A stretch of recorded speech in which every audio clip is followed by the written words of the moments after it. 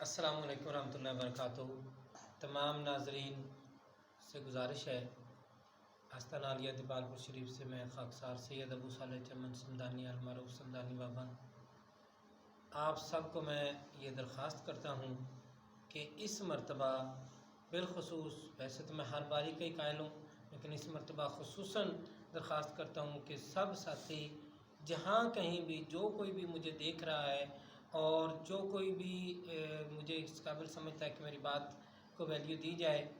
یا سادات کی بات کی ویلیو دی جائے، میں ان سب سے گزارش کرتا ہوں کہ اس مرتبہ اپنا ووٹ آپ تحریک لبیک کو دیں۔